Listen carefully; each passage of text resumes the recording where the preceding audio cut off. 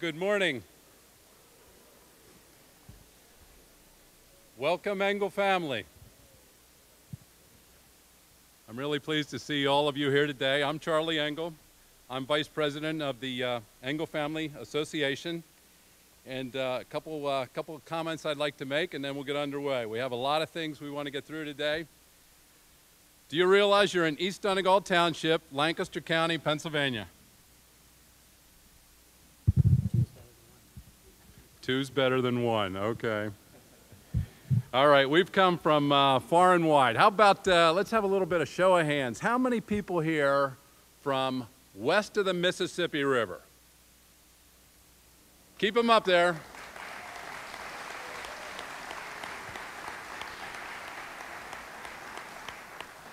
Wow, that's tremendous. How about east of the Mississippi? Let's see those hands.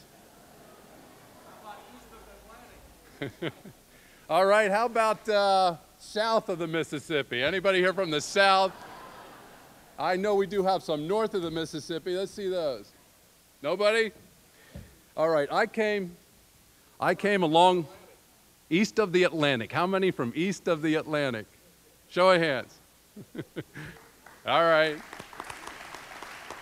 My wife and my son and I came about 600 yards from about that way. That's where our property borders the school property.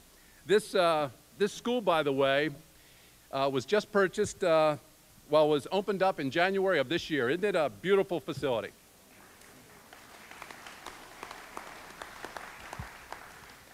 It's part of the Donegal School District, and that was formed 50 years ago this year from the three former school districts around here, Marietta, Maytown, which was East Donegal High School, and also Mountjoy High School.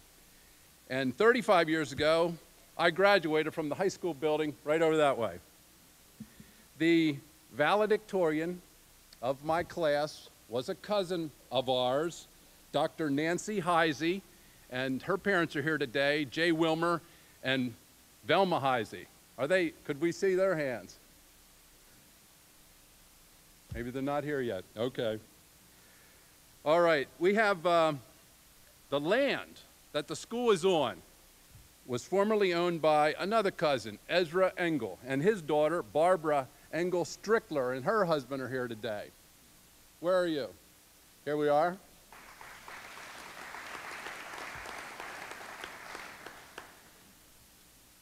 Today we're going to have a theme of a journey through time and space, and we hope you enjoy what we have for you.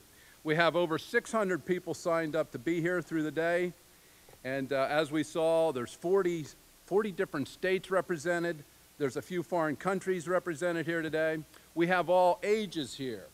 We have at least one straight generation here. With my mother's here, with her, with my sister, and my sister's children, and her children's children. Is there anyone else here with 4 generations? Down here, yes. Over here also, great.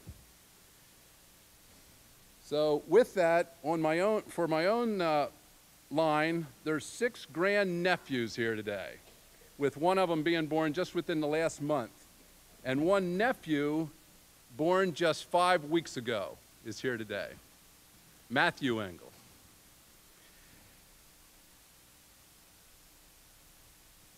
Okay, last night at our business meeting, David, our president, did a little bit of a genealogy thing. I understand that that's something that people did a lot in the past, so I'll try to do this without looking at my cheat sheet, okay?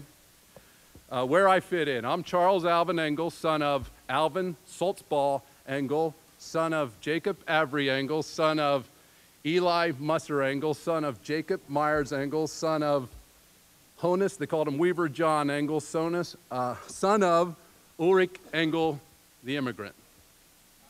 Oh, I forgot my main link, Yockley, thank you, Dr. John Engle. Okay, that's on my father's side. On my mother's side, Charles Alvin Engle, son of Anna Pauline Hershey, daughter of Harry Engle Hershey, son of Annie Huffman Engle, daughter of Abraham, they called him Beardy Abe, Wagamuth Engle, son of Jacob Strickler Engle, son of Jacob Schock Engle, son of Hans Breckbill Engle, son of Ulrich Engle the immigrant. Okay.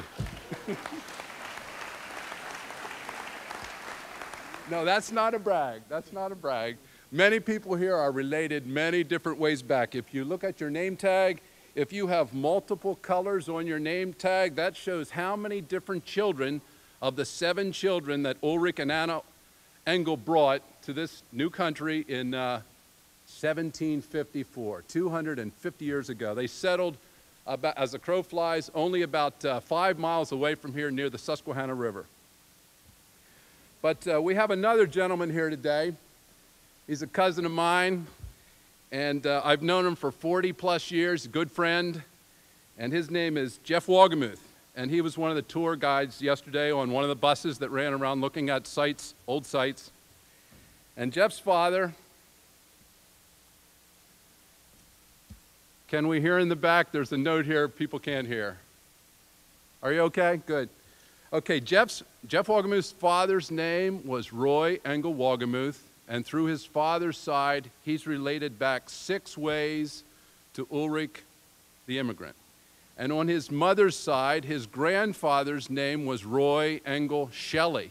And through the Shelley side, he's related 6 ways back to Ulrich. So he has 12 ways back. So he's probably closer related to Ulrich and Anna Engle than anybody in this room. But if you get a chance, Jeff, why don't you stand up? Okay, this is possible from the great work that 2 second cousins of mine, Dr. John Engle from Maine, and his brother, Dr. Eugene Engle from Mannheim. Where's Gene? Over here. They have been working faithfully, diligently for decades. Let's have a round of applause.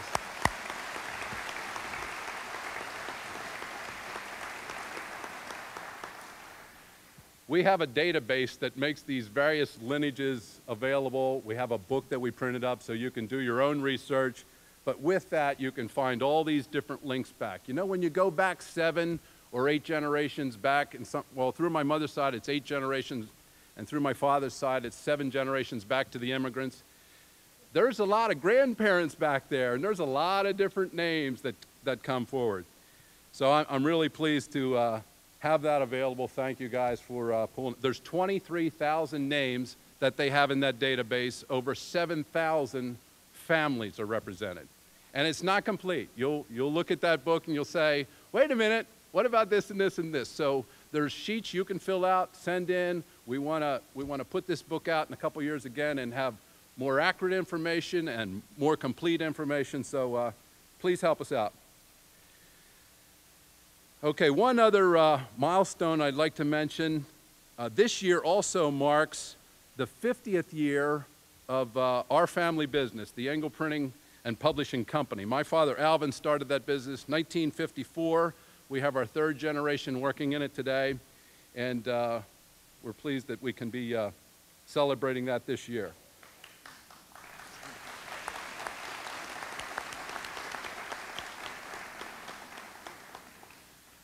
Thank you. We spent, there's a lot of people, spent a lot of time pulling this together today, and I hope everybody enjoys what we have for you.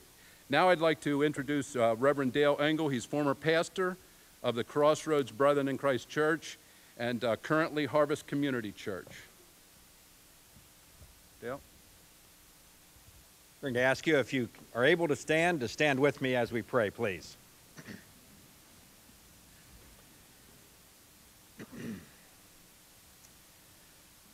God of Abraham and Isaac and Jacob, God of Jesus and the apostles, God of Augustine, Luther, Simons, and Wesley, God of Ulrich and Anna, and of Catherine and Christian and Anna, Ulrich, Hans, Barbara, Christina, and Jockeli, and all their descendants, God of the past and of the present and of the future, we agree as we gather this day with the words of the psalmist that the boundary lines have fallen in pleasant places for us.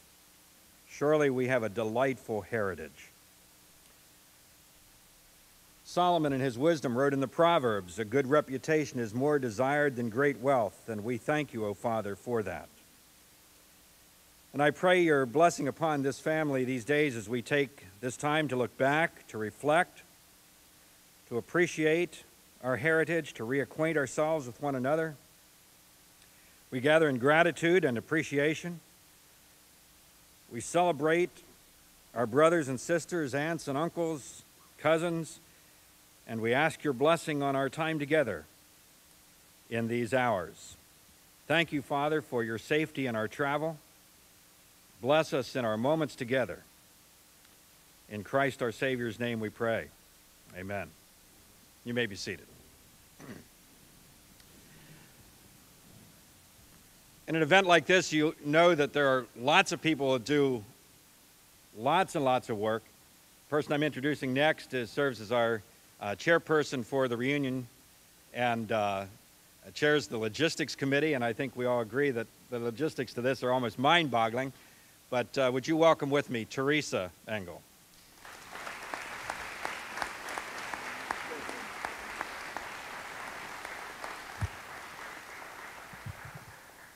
Thank you. Can you hear me? Can everybody hear me? Oh, you can? Okay, great. My grandmother was from Abilene. She was 4'11", and when she had something especially wonderful happen, or some relative come from a long distance, and oh, she loved her Engle cousins. She had 100 first cousins. But when she saw something very precious and very special, she would say, "Oh my, oh my." And so I say to all of you, oh my, this is really wonderful. Thank you for coming.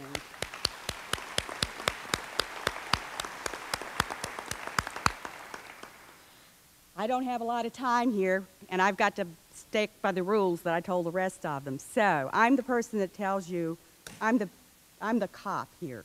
So these are the rules. And first, I do want to say a couple of things. Anybody who's got a ribbon on like this, there's somebody that you're supposed to pay attention to. If they say move, you move. They should know where things are. But we have to move people along, and we ask you, if you want to visit, please find another place other than the hallway to visit. You can visit in here. We encourage you to go to the exhibit room. Please check out the multi-purpose room, the Indian artifacts back there. And I want to say a special thank you to Don Scanlon, who is formerly with Engle Printing. I don't know if he's in here, but he took all those wonderful photographs on the bus tour map and did all of the layout on your programs, and Tanya and Jeremy Engle of Engle Printing. And he has a marvelous program back here in the multi-purpose room of all those places and also of things that have already happened this weekend. So please check that out. Don.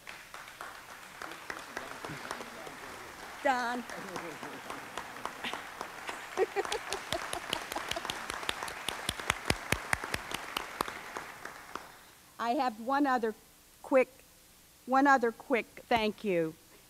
My husband's Don Engle, an Abilene Engle, and he's responsible for me being here and not only getting to Pennsylvania, but for still being alive today. And I want him to stand up, and all of his family and my family. I have 3 aunts here and a first cousin. All of Don Engle's family. Doing all this together in a relatively short time. We went from nothing to how many members now, David? To almost 300 memberships, which is phenomenal for a family organization. And David and his wife I have worked very, very hard to make all this happen and have spent a lot of time on the road coming up here. So will you please welcome David Engle.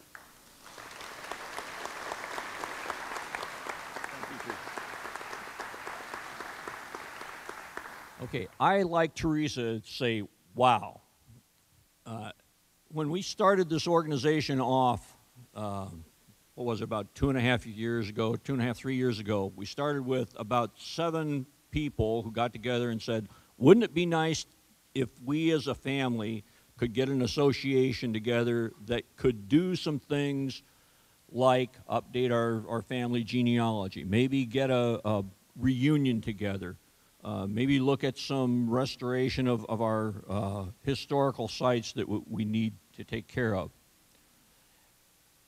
From that group of 7, you know, like we're talking, over 300 plus members, and out here, 600 plus attending as a reunion organization in less than 2 years. I think that's phenomenal. And while she said that I did a lot of work, yes, I participated in a lot of the activities, but Teresa was one that in the logistics committee and a lot of the correspondence and activity that she's done, this is the lady that did the work.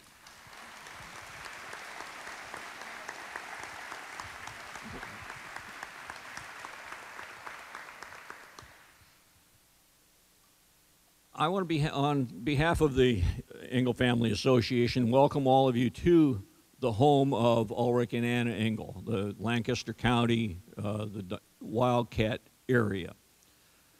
We share a great heritage. I think it's important that every once in a while we take a look back to see where we came from, who we are, who our stripes are, if you will.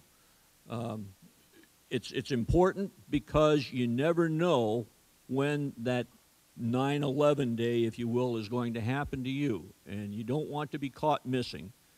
Over the past several years, I've participated in several reunions with different elements of both my family and the family on my mother's side. It's a great feeling to get together, and I think it's important for all of us. I don't want to take a whole lot of time in getting started here. We have a lot of activity. We've got a lot of welcome work to do. We've got a big show planned for you. To get started, there are 2 very important things. I am going to have to put the mic down, though. We are giving an award here for the first person to register for the reunion. This certificate of special recognition goes to Lois S. Engle.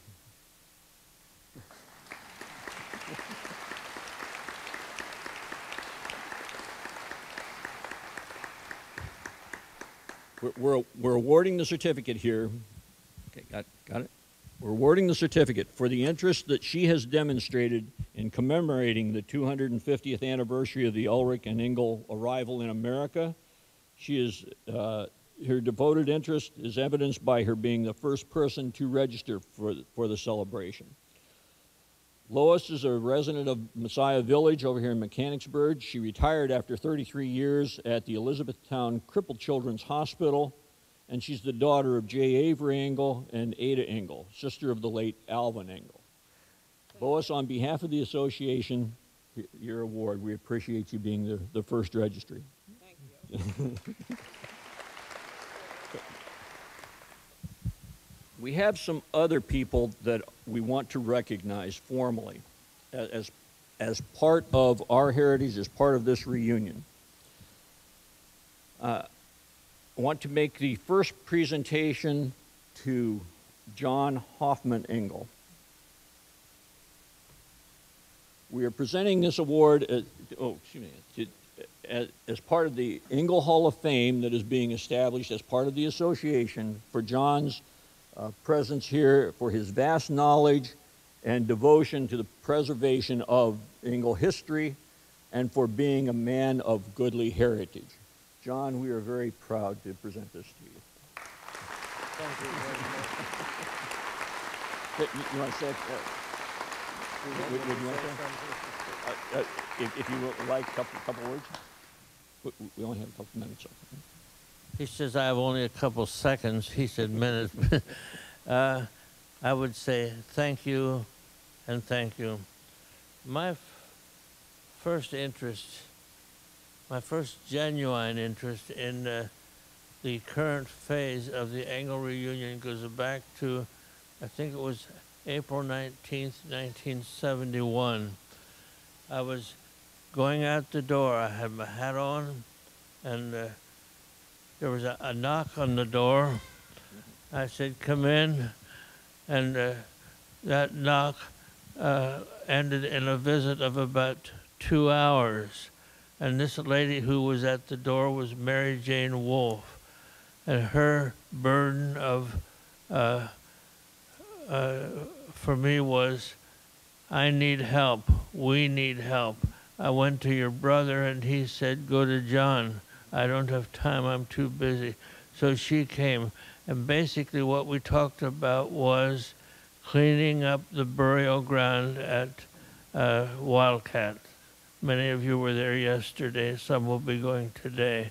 That was a mess. Trees, grapevines, greenbrier. You couldn't get in. So Mary Jane the Wolf said, would you help? Would you help in 2 ways? One would be to get the burial ground in a shape that it's fit to visit. And came a long ways. The first $125 went to the Armstrong World Industries. They said, we'll do it every year for $125, clean it up. I said, do it the first year. I'll take care of it after that. And we've been at it ever since, over 25 years. Now, I must say, about 2 or 3 years ago, I gave up the work and turned it over to our son, Eugene, who lives in Mannheim. But the other thing we talked about was updating the Morris Engle book. And Mary Jane said, we need a secretary, we need a president. Would you be the editor of the book? I said, no, I'm not qualified for editorship, but I can try to help. And there was a committee of 10 or 12 people for a number of years, met together, and laying all other words aside, which are appropriate, this is what it resulted in. Thank you. Thank you very much. This is a result of a lot of work of a lot of people over a lot of time. I'm very proud to be associated with John. Our next award goes to Pauline Hershey Engle, the chairman and co-founder of the Engle Printing and Publishing Company. Pauline,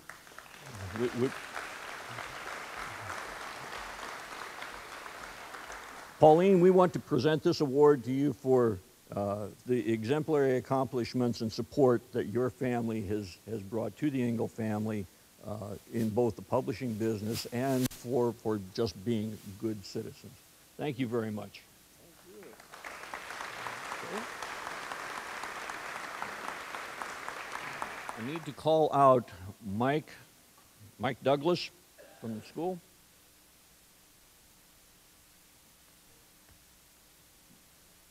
We want to also recognize, as a friend of the Engle family, the exceptional hospitality, bending over backwards, the marvelous amount of work that has been done by the Donegal Springs Elementary School, the principal Deb Alt, and the staff of the school for the outstanding support that they have done for us. Mike and his crew have prepared the auditorium, the rooms, everything else here that is here benefiting us as an Engle family. Mike, on behalf of the association, thank you. Thank you. And enjoy your day, okay?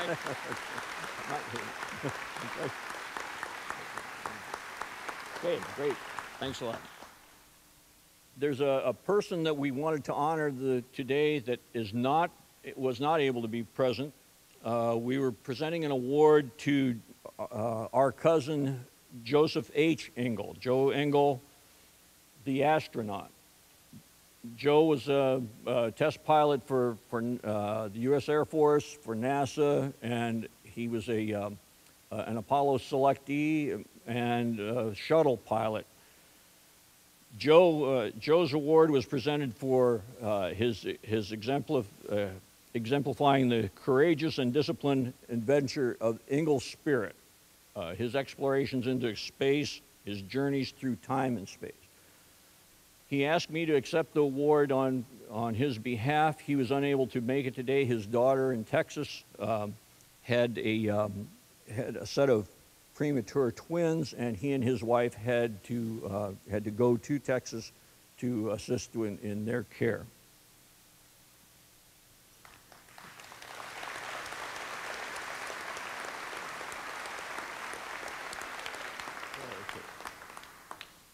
At this time, we want to acknowledge, as John had mentioned before, there are some people that you just really think are special and need some special acknowledgement. The family of Mary Jane Wolfe is being honored. Mary Jane and her family are being honored for their dedicated work that they did, as John mentioned early on in the activities here, for her correspondence with many of you over the years, acquiring and logging data information for the Engle family, for preserving it for all future generations, and that data is now a part of the Messiah College archives. Mary Jane, on behalf of the association, we present this award to you.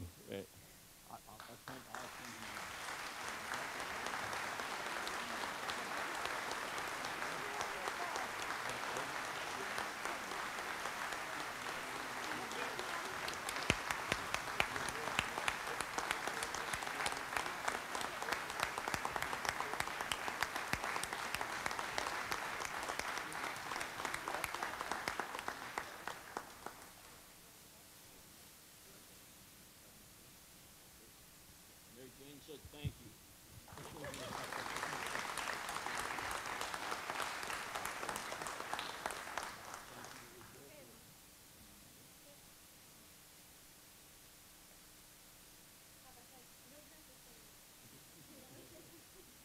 We are very proud to be associated with the Mary Jane Wolfe family. They have done a lot. Like we said, they're a very big part of this Engle Family Association, of the Engle Family Reunion, and of the preservation of our Engle family history. I have one more presentation that I'm very proud to make.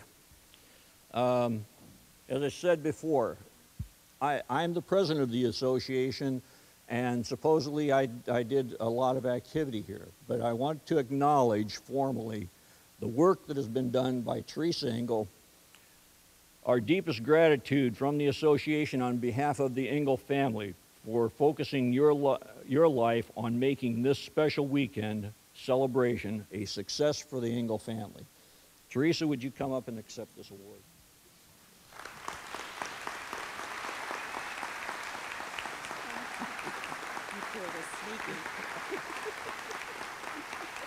Oh, hey, someone had to do it, right? Thank you very much. Did you get me really the right word? Who wrote this? Hey, we all had a part of it, okay? Go ahead.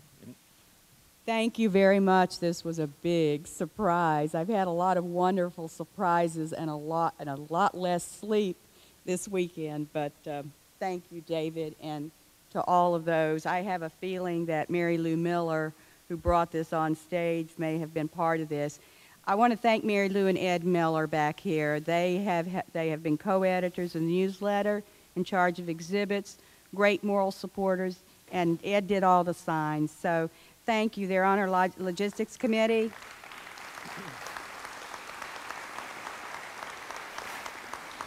And I'd like everybody else who worked on a committee for the reunion just to please stand.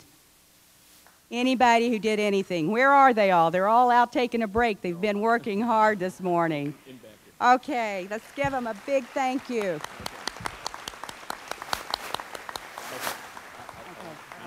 We're going to have a visit from some old ancestor friends of ours.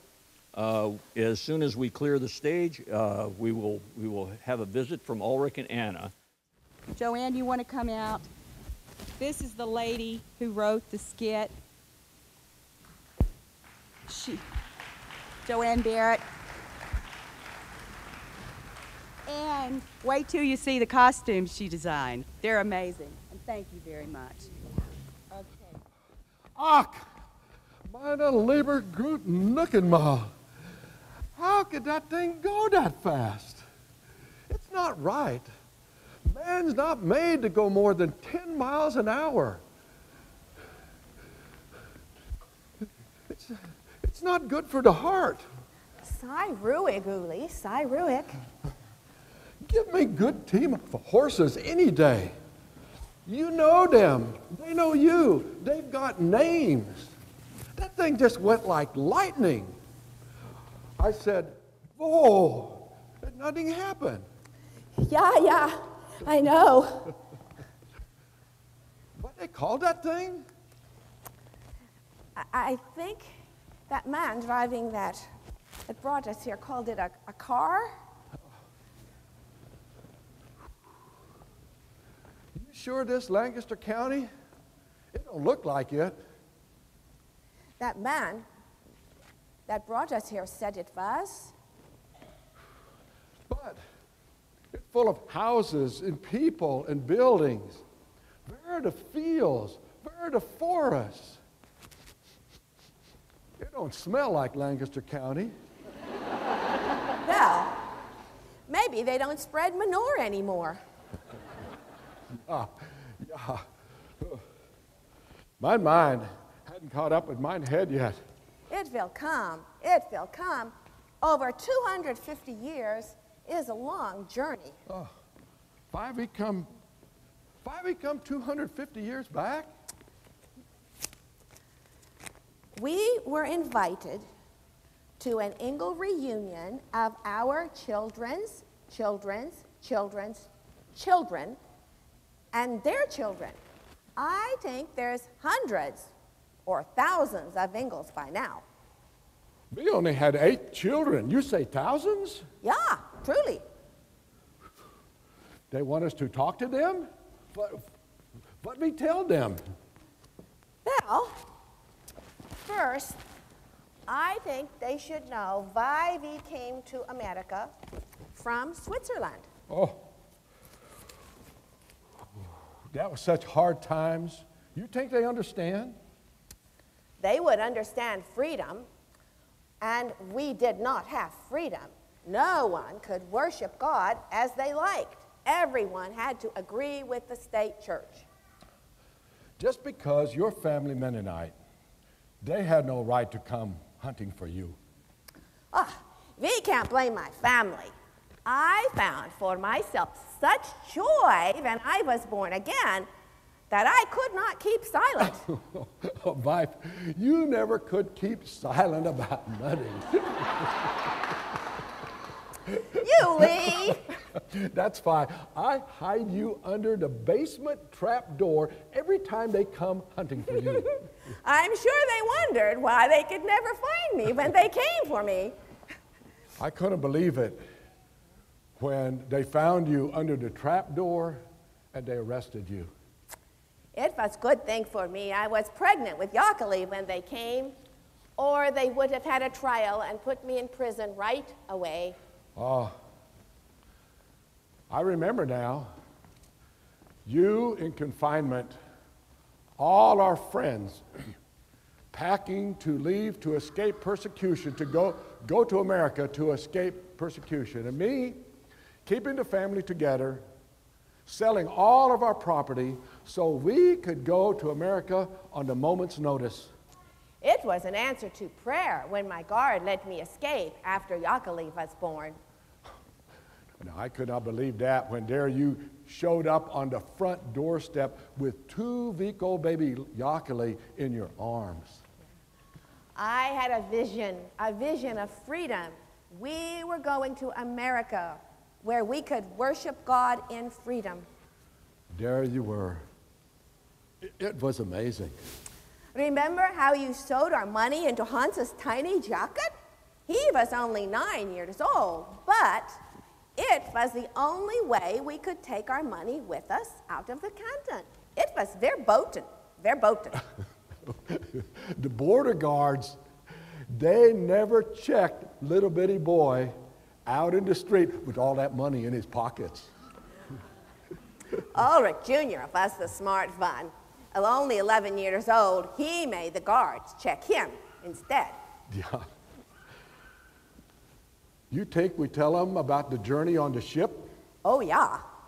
About how we lost almost all possessions when the sister ship sank? Yeah, but most important, they should know that all the babies on the ship died except for Ariakali. Even all the other mothers felt that God had a special vision for Ariakali's life. Oh, yeah. We tell them that. What else we tell them? Well, we got land by the river, but it was swampy. I had good team horses, and we got it drained. And you built a solid stone house and had the farm producing flax, oats, and millet. Then you got sick. Me in America, only 3 years. But after you died, Ulrich Jr. was 14 and Hans 12. They ran the farm pretty good. Then Catherine, she married Mr. Wittmer, the weaver. Anna married Henry Grove. We managed. God was good. I think we tell them how you died. It was not the horse's fault.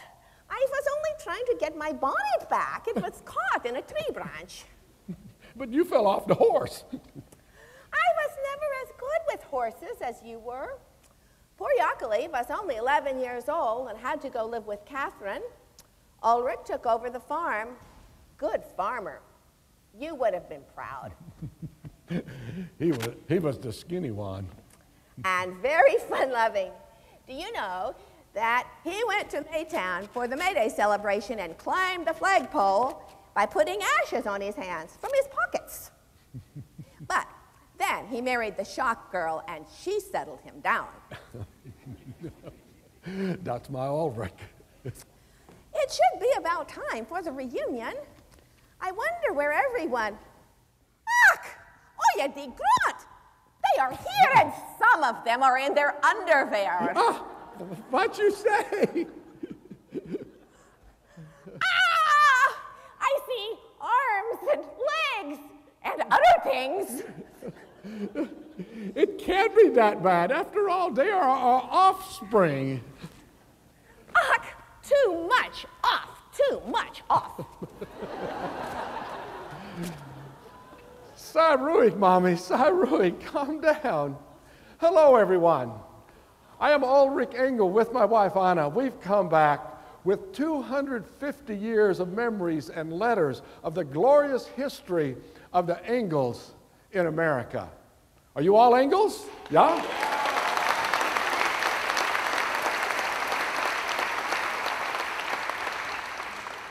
But many different names, yeah? Yeah, yes. What is your last name? Somebody, speak up. What's that? Okay, and your last name? Epley, yes, and your last name? Okay, oh yes, everybody at one time say, tell me your last name, now. And where are you from now? Oh, you see why they're all Engles with many different names and from all over the country. Of course they have different last names. Every time a daughter gets married, we get another name added to the family tree. Yeah, but that can't go on forever. No. So we've got the Groves, the Stoffers, the Myers, the Hers, the Brubakers. It was the custom to give the woman's maiden name as the middle name of all the children until the 1900s. But that can't go on forever.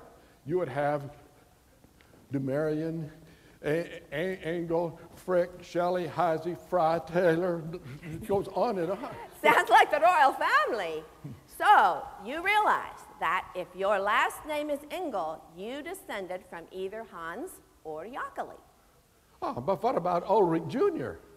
Ulrich Ulrich had all girls. But you know, even the first names got confusing. How many know of one more than one John Engle? Huh? Jacqueli's 4 boys all named their first sons Jakob in his honor, and English, of course. 4 grandchildren, all named Jakob.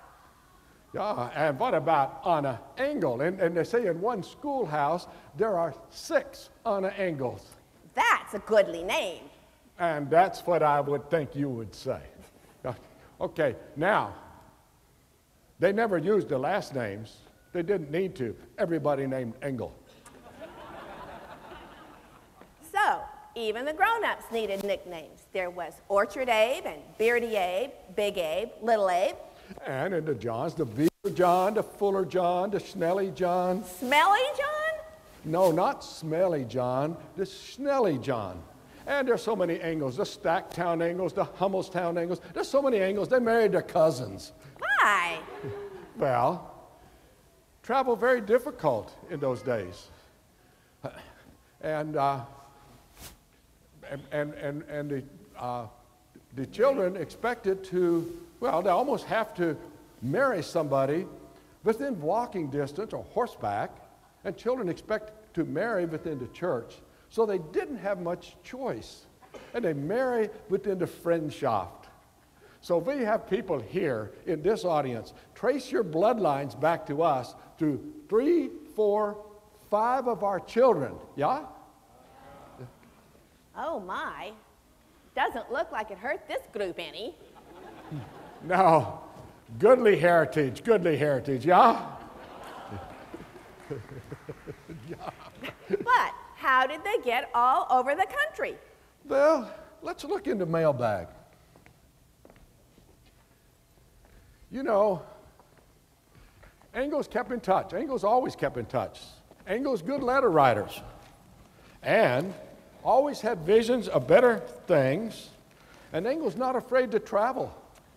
Well, Barbara married a doctor, Dr. Ben Musser. Engle's liked education. Oh, I don't think he went to doctor school. He just had the gift. He invented a white salve that cured many things, and he traveled around in his buggy treating the sick. Very famous for his herbs and medicines. Where am I? Okay. Yeah. Okay. I found some early letters here. Here's one from Ulrich Jr.'s Christina, married to John Vissler. It's dated 1832, Indiana. These sent John Jr. out to Indiana to see what it was like. He walked all the way from Pennsylvania to Wayne County, Indiana, averaging 40 miles a day. Sounds like he had a vision of cheap land and rich opportunity. Yeah, John gave us such a good report that most of our family have moved out here now. He traveled on the new national road to get here. It sounds wonderful, but very rough. Lots of potholes. So much for the government making the roads. They need Engle men to make a good one. The wagon broke down several times, but we made it. See, wife? That's the way to travel with a good team of horses. Here's another one from Booker Jake's daughter, Lizzie Heisey, written 1852 from Ohio.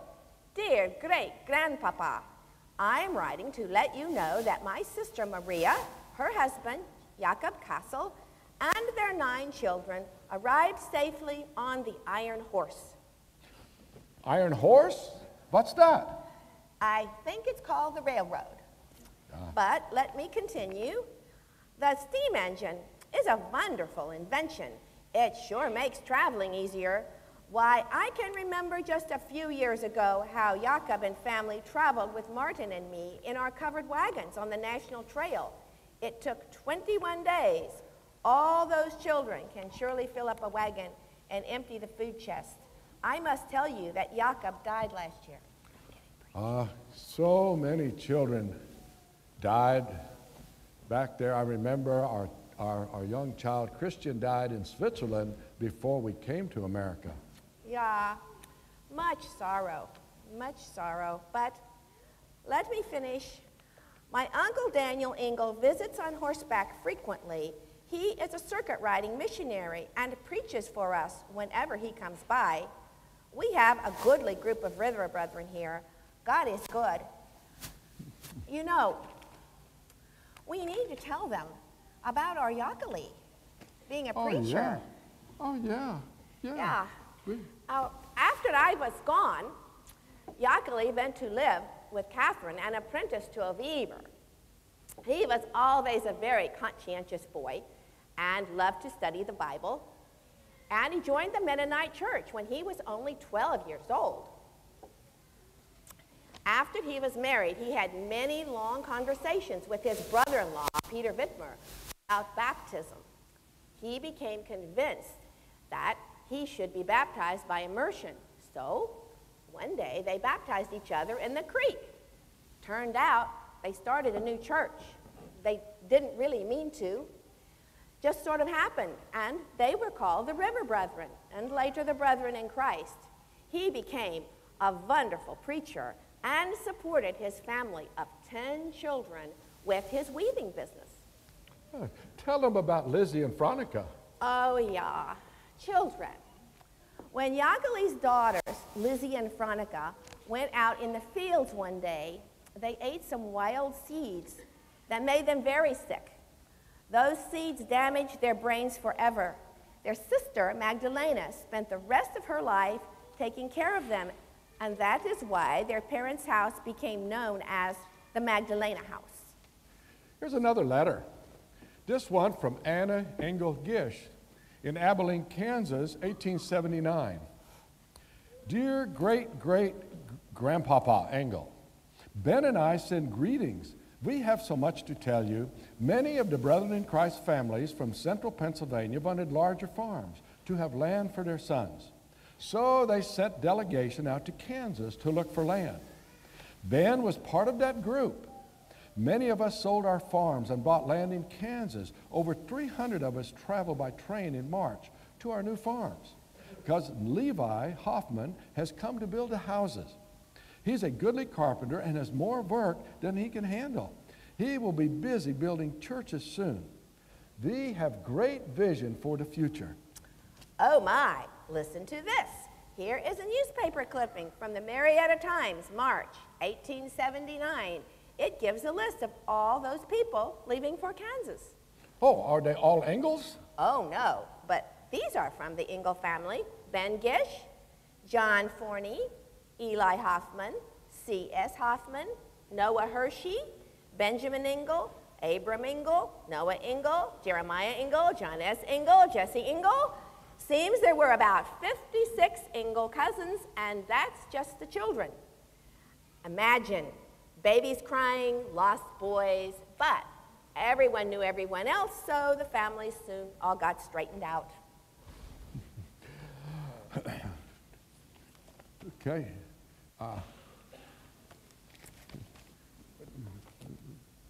Okay, I'm curious. Yeah. Yeah. I'm curious. How many here can trace their roots to those Engles that came to Kansas? Stand up. I want to see. Oh my. That's a goodly group.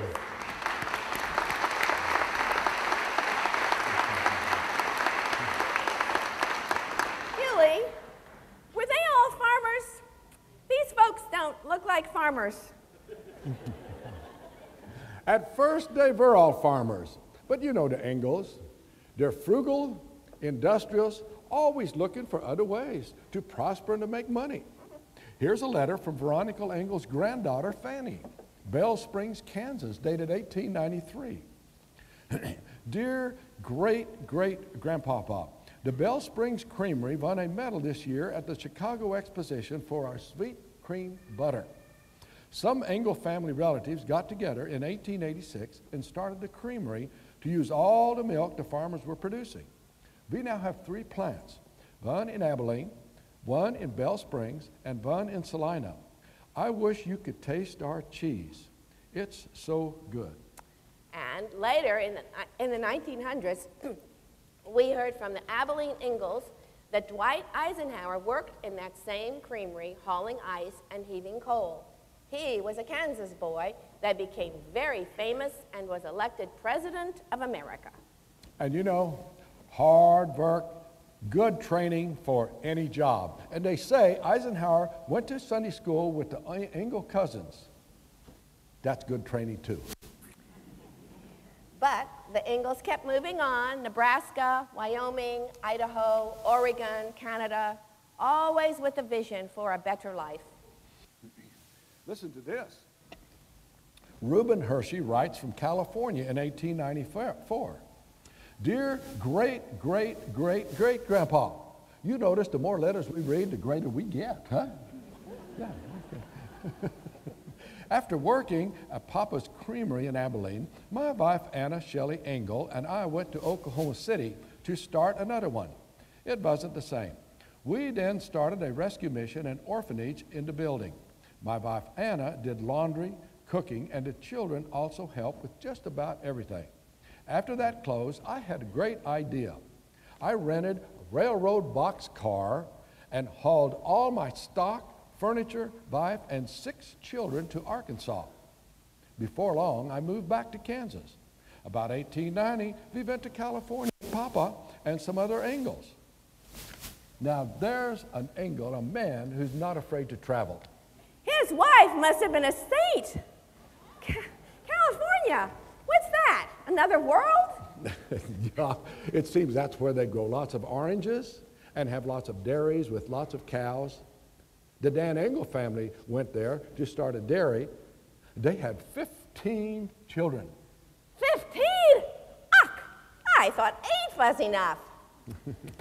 But here is a newspaper clipping about an Engle that stayed in Pennsylvania. Ah, Mr. Benjamin H. Engle died this week after living a long and prosperous life. He was a major contractor in the building of Harrisburg, building more than 1,000 houses in the area between Riley and McClay Streets, known as Engletown. His generosity was widely acclaimed in the donation and building of the Engle Conservatory of Music at Lebanon Valley College in Annville, which was dedicated in 1899. Engles always loved music. And they helped start a few colleges, Elizabethtown College, Messiah College, Upland College. And many businesses, the Musser and Miller Lumberyard, Johnson and Musser Seed Company, Engle Business Machines, Engle Printing Company. There's a very important area of service that we have left out, missionary service. Many in the Engle family went all over the world in missionary service. They had a world vision. Oh, yeah. In 1897, Jesse Engle led a pioneer mission to Africa to bring the gospel to Africa, and he died there, as did many others.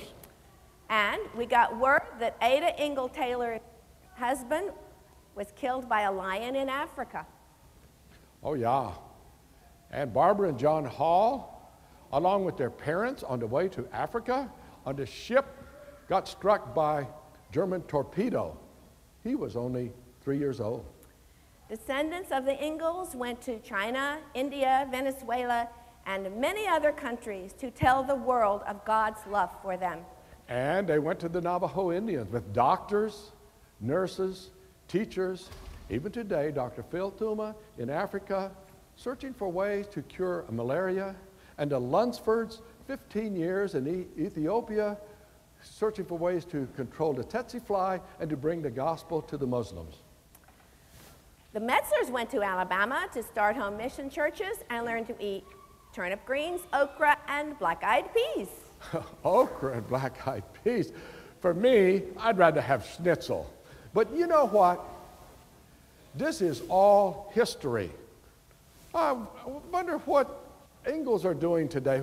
What is this generation doing? I wish we could talk to one of them. You can talk to me. Good morning, Herberta. And are you an Engle? Yes. And what is your name? Avery Engle. And how old are you? I'm 11. Well, I am 283. You're You're great, great, great, great, great, great. How great are you? Well, you look good and strong. Engles always do lots of good work. What can you do? Do you milk the cows? No. Do you plow the fields? No. Yockel could plow a field at the age of 10. Oh, do you drive team of horses? Mm-mm. Do you slop the hogs? No. Maybe he chops and splits the wood. Do you split logs? Do you shuck corn? Do you plant the seeds? Do you feed the chicken? Do you shear sheep? Yeah, boy your age could do all those things. What do you do? I empty the dishwasher. Empty the dishwasher? You have something that washes the dishes? Ach, I was born too soon. Young man, I have a question for you. Why do your parents let you out of the house in your underwear? These aren't my underwear. This is what we wear in 2004. And may I ask you a question? Surely. Why do you dress so funny? This isn't funny. This is what we wore in 1754. However, we always wore very simple clothing, no lace or fancy trimmings, nothing for show. But what's going on today? Now, who would you say is the most famous Engle in all the world today? Do you count? No, but thank you. You see, we're not in this world. We're just visiting. Then it must be Joe Engle. He's an astronaut. He's in the U.S. Astronaut Hall of Fame. Astronaut? What's that? No, not an astronaut. They fly into space in a spaceship. Any horses involved in that? No horses. They use rockets and computers. You understand all that? No, not yet, but I will someday. I can use a computer already. Maybe someday I can go to the moon and maybe Mars. Don't ask. Boy, here's another Engle not afraid to travel. You know,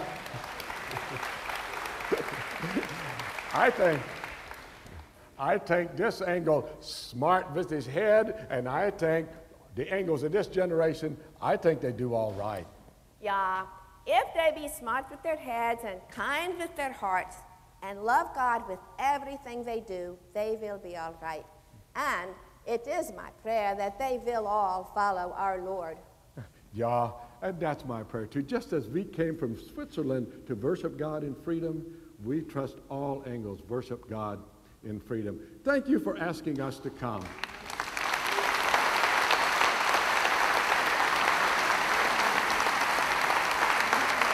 I guess that's... You're going to ask about the headstone. I know, but I don't have a chance. I know. Let's go. Okay, let's bow. Okay, let's go. We had to cut it short.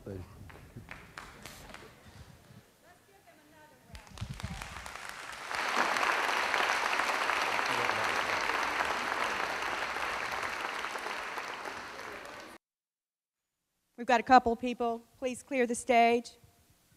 Now, this is the part where we're going to do the photograph. This is the time where everybody stays in here until you get your photograph taken. And when you're instructed to leave the bleachers, you go out of the auditorium. Our first photo session would be number A, letter A.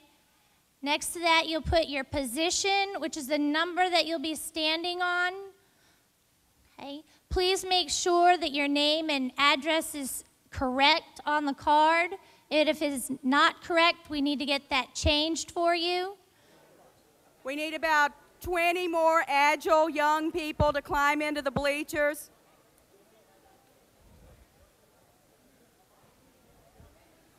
It's for older folks. Folks, we need you to keep it down a little bit so that they can communicate back there and make this happen a little bit quicker. All right. Jonathan? Jonathan? Are we okay now? You have room for another person? Jonathan, how many more? We need one more. One more person? One more single.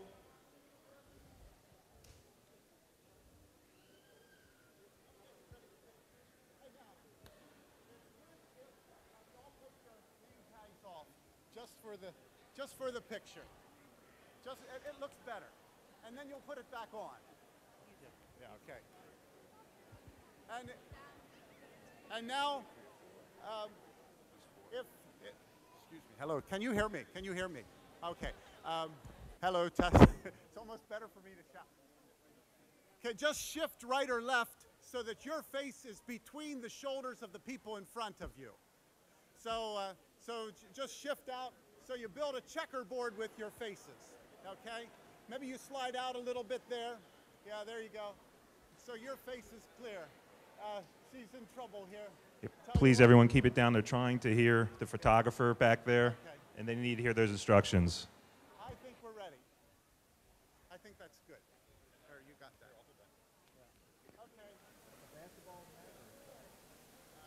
Yeah. Okay. He's trying to give them instructions. Camera is under the basket. All the way under the basket. Look at the camera. He's all right. Taking another one. Look at the camera. I'll take another one. One more. He's all right. You're all right. He's all right.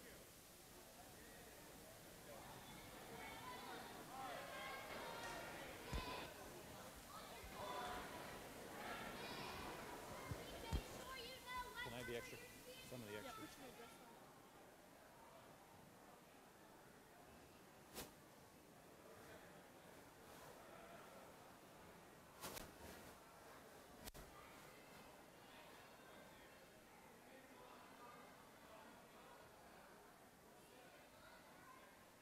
We're going to need more people.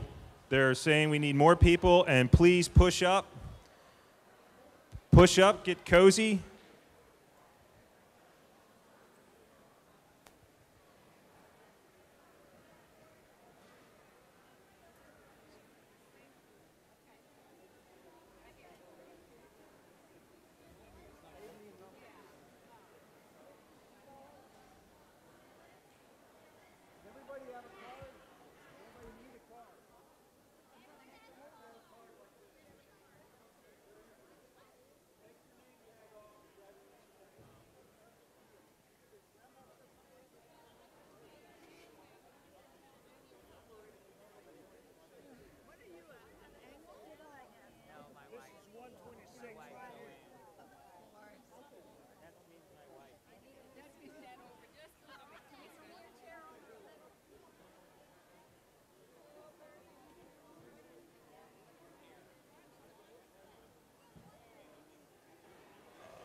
All right, it looks like they're getting everyone in position, and the photographer is giving them instructions. So again, we're going to have to keep our conversations to a whisper.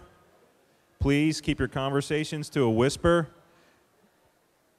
If you've already had your picture taken, you should be exited out of the gymnasium. Okay, again, let's keep our conversations to a whisper.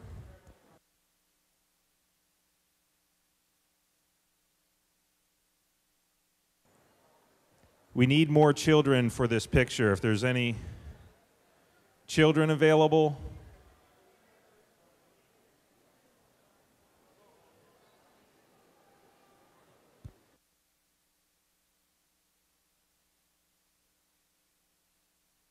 They're changing some positions there. I need your attention for a second. Those of you who have not had your picture taken, we're being told that the name tags create a glare when they take a photograph. So when we go up onto the bleachers, make sure your name tags are in your pocket, and that way they won't be showing a glare. We do not need our name tags in the picture. We don't want the name tags in the picture. Hello, hello, hello. You okay? You're all looking my way? Okay, we're ready for pictures. Just all set, looking my way? I'm sorry. Are we ready? Okay, looking this way. Right here, just hold it, hold it. Yeah, I'll take another one. 1, 2, 3. Right here. I'll take another one. Looking here. Yo. All right, Right everyone, we here. need everyone to be quiet. Yo. And one more. Right here. Just hold it. Looking here. Thank you very much. Okay. Now just Don't move, don't move, don't move. People in the bleachers, do not move.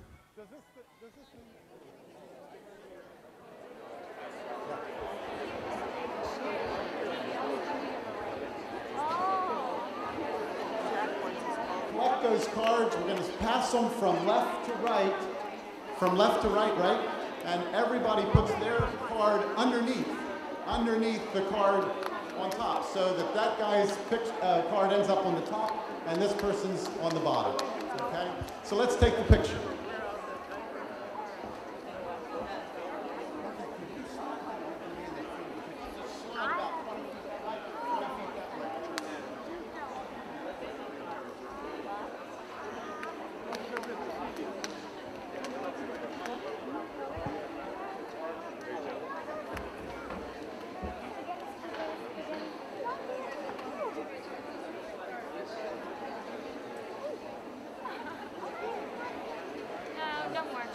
Yeah, they're okay there, but these people over here, if they would kindly just slide about 10 feet to the side.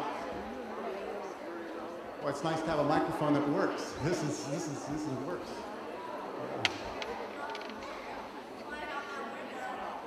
Okay. I think they're good. Okay, we're ready for pictures. All set. Everybody's looking my way. Even my little ones are looking here. There we are. Looking here. Everybody, eyes right here. I'm going to take another one. 1, 2. And the last time. Thank you very much.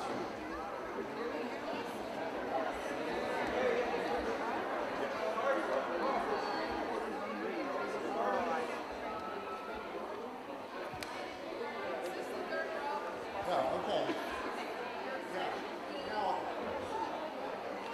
You are photo D, everybody write that. Photo D, this is the 4th picture. And the seat is, you're either standing on the number or your number is on your chair. You write that on your card. And the children down here on the front, they are row 1. If you're seated, you're row 2. If you're standing on the floor, you're row 3. Row 4 is standing on the first bleacher.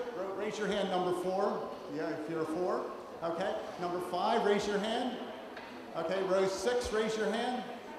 Okay. Row 7, raise your hand. And your top is the 8th row. Okay, very good. Now, we do have some gaps down here. I don't know.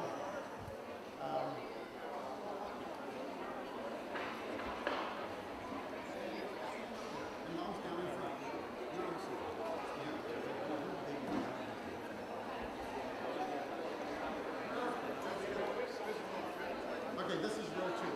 Okay, I think we're ready. I'll get your name tags off. Ladies can cross their ankles if they're seated. And if you're short, stand on your tiptoes. Okay, you're all ready? I think we got a picture. This row, just slide out. Just square up the picture a little bit. The two of you as well. Yeah, that's good. Perfect. Just so your face is between the shoulders of the people in front of you. Okay? Have we got a picture? I think we do. Maybe up there on top, just slide that. The lady with the baby, just slide over a little bit so I can see her. Okay, ready.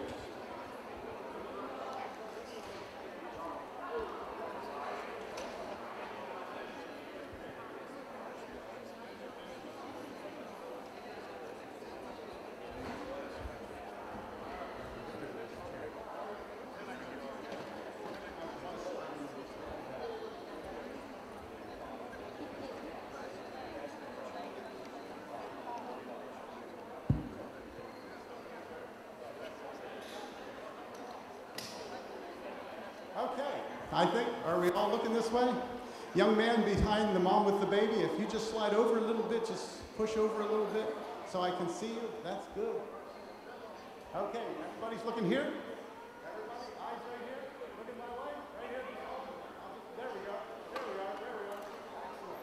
Once more, hold it, looking here, go, right here, perfect. Couple more, right here, hold. I think we got it.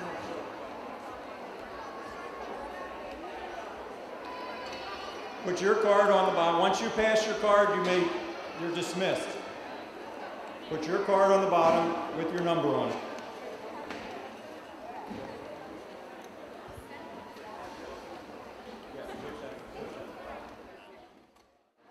Along with my wife that wrote this on the way from Texas.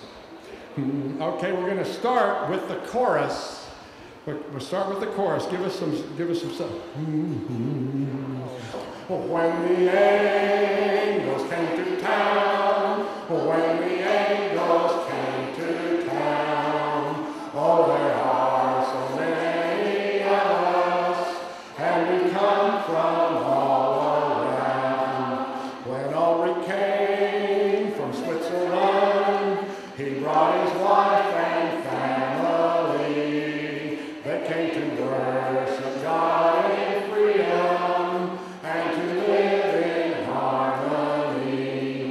He bought some land near Lancaster. He made the fields and made a farm. Then he built a lovely stone house and he built a little barn. The Engles found some fertile land way out west in Abilene. They brought the families and their preacher and worked together as a team. Some children stayed right on the farm. Some went into business too. Then got called some into preaching to serve the Lord in all they do. They spread across this glorious land from sea to shining sea. They worked hard and raised their families to be the best that they could be. Here we go. When the angels come to town, when the angels came to town, oh, there are so many of us, and we come from all around.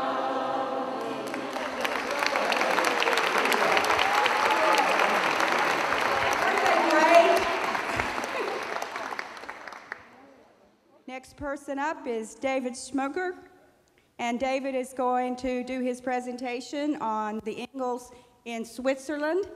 And David is well known in historical circles here in Lancaster County and beyond. So I know you'll enjoy his presentation. The European background of your Engle ancestors is found in Switzerland, a fascinating country, little understood for as often as it is visited, with 4 official languages: German, French, Italian, and Romansh. Did you say you hadn't heard of that last language? That's a tongue related to ancient Latin. Don't worry about it. Only about 40,000 people speak it. That's less than 1% of the people in a country that's already small, 7 million people, and your Engle ancestors didn't speak it. The first reports we know of your Engle ancestors come from the German-speaking part of Switzerland in the rural part of Canton Bern.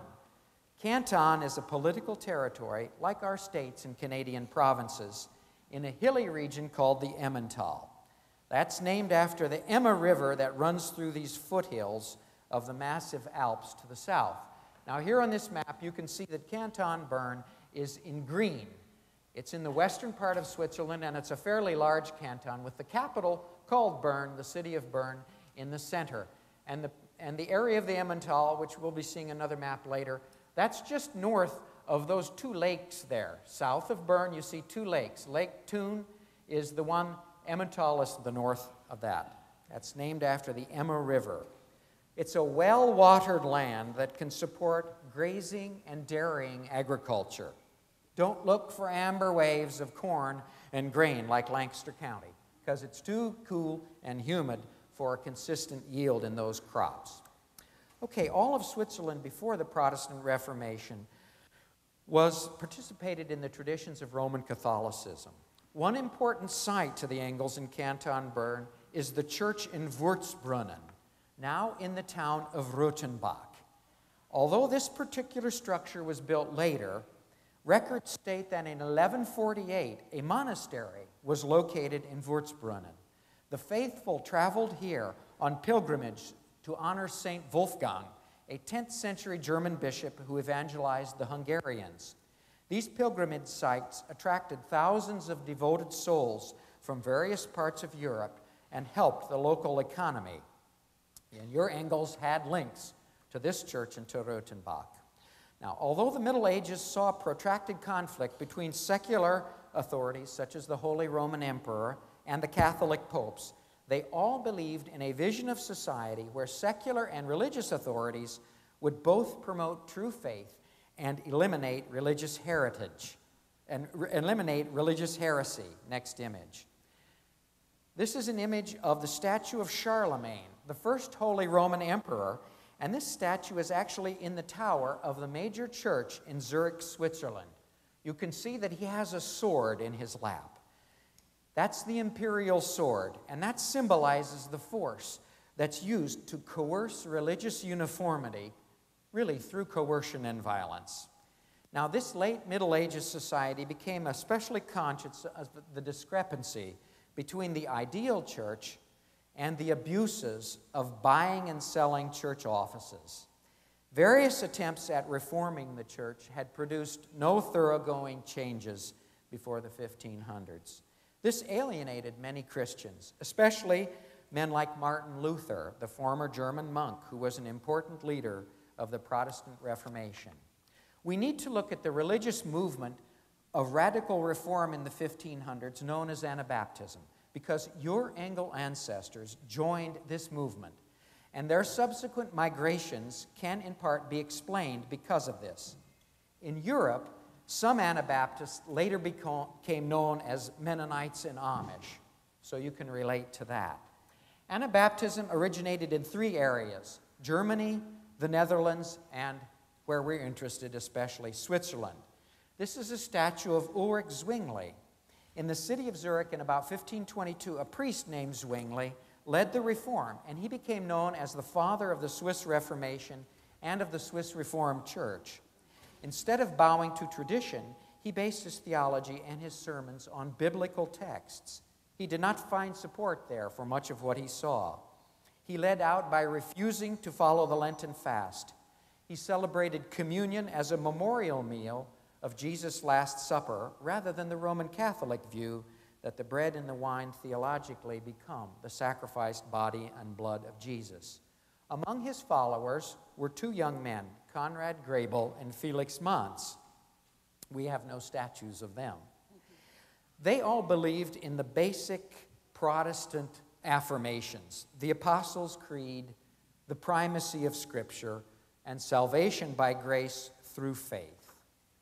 They believed that priests and sacraments could not directly or exclusively convey God's grace to humans, and they were very concerned about the moral failures of monks and priests.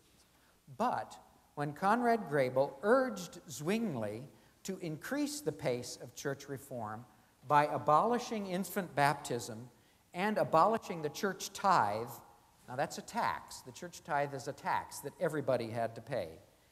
Zwingli sought support from the town council in Zurich.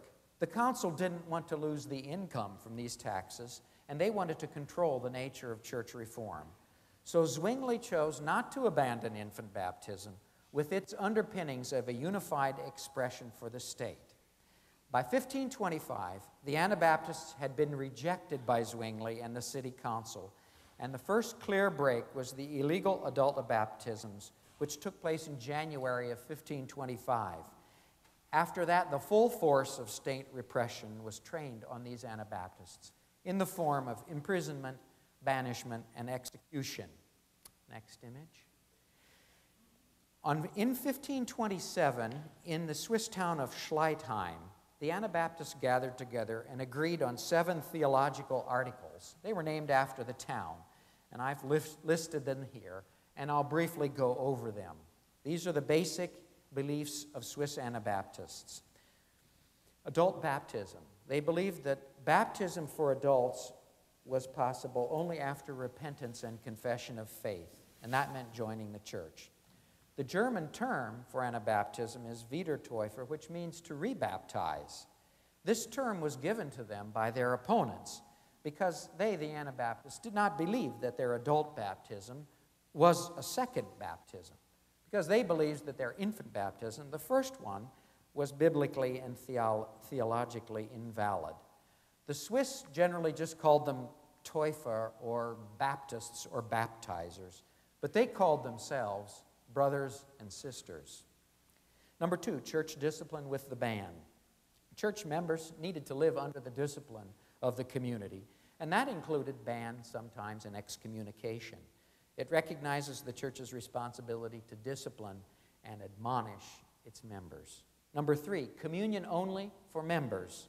Since the Anabaptists viewed communion as both a memorial of Christ's sacrifice and a sign of brotherly love, only those committed to supporting each other could take communion together.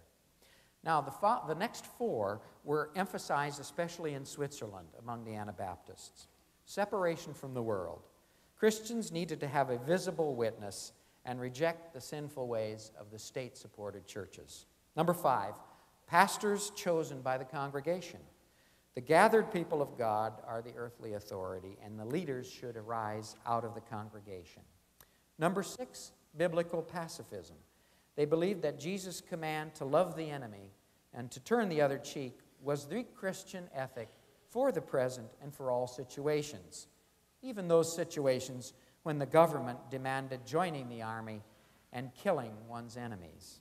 Number 7, no swearing of oaths. More than a desire to tell the truth, this refusal to swear the oath, which was demanded by the secular authorities, meant that Anabaptists reserved their highest allegiance to God. Now, by 1527, Zurich had executed the first Swiss Anabaptist martyr, Felix Manz, by drowning in the Limmat River. It soon became apparent that even the major reformers, such as Luther and Zwingli, did not want a full separation of church and state. They wanted to call on the power of the state to enforce religious uniformity. So in their eyes, the Anabaptists were both religious heretics and political revolutionaries. As one scholar has stated, quote, when the Anabaptists refused to repeat the feudal oath, refused to bear arms, and withdrew from participation in the state churches, they struck a radical blow for liberty, conscience, and human dignity. Their devotion was directed toward true Christianity rather than social reform, but the secondary consequences of their spiritual emigration were also momentous, end quote. Next image. These radical convictions in Zurich soon spread to the canton of Bern. When the Anabaptists in the cities of Zurich and Bern felt the brunt of persecution, the movement shifted to the more isolated rural areas, including the Emmental, here pictured. So you can see these lower hills in the foreground and then the large Alps in the background. It also has a distinctive house and barn architecture, which you'll see later. In 1538, a man named Ulrich Huber from Rothenbach was executed as an Anabaptist heretic. So in Rothenbach, where your Engles came from, this Anabaptism got going pretty early, 1538. In the Emmental, the Anabaptists found some seclusion from the police and also some support from Swiss Reformed members sympathetic to them. These people were known as Haupttäufer or half-Anabaptists. They continued to attend the Swiss Reformed Church, that is Zwingli's church, but they were sympathetic to the Anabaptists. They admired their ethical lifestyle. They had familial links. They were related to them, perhaps. And so sometimes they sheltered and protected the Anabaptists when the police came for them. In some instances, even the sheriffs and the judges of the church court in these small towns protected Anabaptists in clear legal dereliction of their orders from their superiors. Soon after they executed Minister Walter Gerber, who lived in Rothenbach in 1566, Canton Bern abandoned the death sentence for Anabaptists. So after 1571 in Canton Bern, they did not execute Anabaptists. However, Canton Zurich continued to execute Anabaptists until 1614, when Minister Hans Landis was beheaded in the city of Zurich. So for a century in Zurich, they lived underneath this sword, this threat of execution. In 1659, the Commission for Anabaptist Affairs was created in Canton Bern in order to oversee the repression of the movement, in addition to distributing the estates which had been confiscated by the authorities. As more persons joined the movement, the concern of the government became heightened. Between 1669 and 1671, Bernese authorities started using bribery and espionage to catch, arrest, and deport the Anabaptists. Next image. This shows an aerial picture of the city of Bern. The Aare River surrounds the city of Bern, and over to my left and to your left is an area called the Insel. You can see it kind of stretches out into the river. And from that point, we have records of many hundreds of Anabaptists being loaded on boats and shipped down the Aare River and down the Rhine River to ship them out of Bernese territory. Later, special taxation of particular towns and even the taking of hostages from particular towns became a part of the repertoire of the frustrated government. Such repression increased the resentment of the Reformed parishioners in the rural areas. They despised their urban rulers in many instances. This intensified persecution by the government resulted in a variety of responses by the Anabaptists. One scholar wrote, quote, "Rather than lose their livelihoods, impoverish their families, and face the uncertain future of exile, many dissenters responded to this pressure by compromising with authorities," end quote. For example, they avoided situations where they might be questioned about their faith. They gave vague statements. Some believed that a forced oath or recantation, that is, sometimes they were brought in and forced to say, "Now, you don't really believe that, do you?" Some believed that if that was forced, it wasn't really binding on them. And some believed that infant baptism, though religiously not valid, didn't do any harm. In order to legally pass on their assets to their children, some took their children to be baptized in the Reformed Church. Some Anabaptists did. One Anabaptist we have quoted as saying, quote, "Whether baptism of infants is a sacrament or an evil was something that he deferred to God," end quote. And they fled, attempting to somehow preserve their resources from being seized by the government. Anabaptists sometimes divested themselves of property by early division among the children or quick sale to neighbors. They also wrote letters of credit or mortgage to their special administrators who remained in the Emmental and sent income to those Anabaptists who had fled the canton.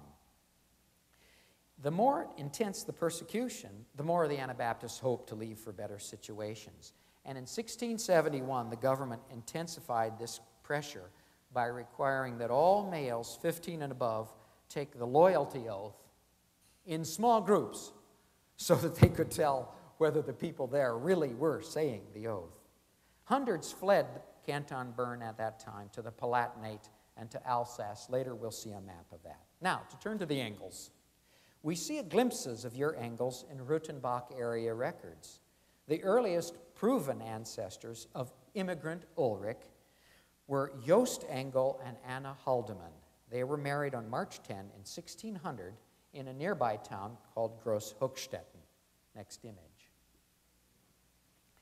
A grandson of Jost and Anna was another Jost Engle. He was baptized in 1639, and he moved from a farm called Schwendi about 1669 to this farm, Farneren, that's pictured here. This is a part of the town of Rotenbach, but it's about 2 kilometers northeast of the village center. And here you get a glimpse of the traditional Emmental architecture. In 1678, this Jost Engle requested permission to build an oil mill and press. We assume that this press was for flax seeds to produce linseed oil. The first notice of a Rutenbach area Engle as an Anabaptist come in 1710, when Hans Engle was imprisoned in the city of Bern and deported in that same month. The Anabaptist Commission was interested in the unliquidated properties of Anabaptists like Hans Engle. 12 years later, several persons were notified by authorities to appear before the commission in 1722. One of these was this Joost Engle, a brother of Hans Engle, living on the property of Farneren. Next image. Ulrich Engle was a son of this Joost Engle, and Ulrich was baptized in 1711. And this is a church record that shows the baptismal entry of Ulrich Engle in 1711. This was the Ulrich who later emigrated to Pennsylvania in 1754. Remember, this was in a Swiss Reformed church book.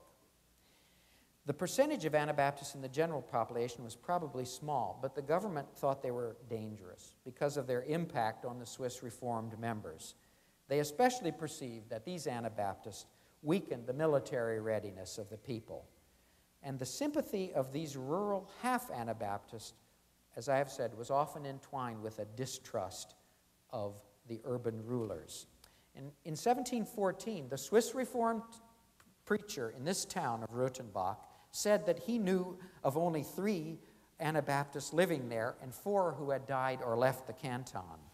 Now, I think he probably underestimated the number there, but this shows that the Anabaptists were not a massive majority kind of movement in these small towns. This pastor wrote that Anabaptism could never be eliminated because the half-Anabaptists were, quote, perjurous, unquote, in their efforts to protect them. He wrote that they brought their children to be baptized and sent them to school. Then, when they were adults, they just seemed to disappear from church. Well, where did they go? We know where your Engles went. They went to the Jura. Beginning as early as 1538, there was an area to the northwest of Canton Bern. It became a place of refuge for the Anabaptists. This is an early map of 1628, which shows some locations of interest. It's a little hard to see it, but the Emma River is on there, and the Jura is this area up to the north and the west. The small mountains, Basel is to the extreme north on this map. Called the Bishopric of Basel until the French Revolution of the 1700s. This territory was administered by a Roman Catholic bishop who resided in a town there. Although, of course, he didn't agree with these Anabaptist beliefs, he offered them semi-toleration and allowed them to settle in certain areas because they could develop the agriculture and because he wanted their tax monies. Now, the Jura has a raw climate and there are high plateaus there, and there's a difficulty in drawing water from wells. It's very difficult, and this area had discouraged all but the most diligent farmers. Following the intense persecutions in Canton Bern, many Bernese Anabaptists, including your Engle ancestors, flooded into the Jura from 1716 to 1730. In general, the landowners who rented the land to them wanted this, and they favored it. But some of the local populace, that is, who spoke French, this is a French-speaking area, they resented the Swiss Germans for displacing them and for their religious beliefs.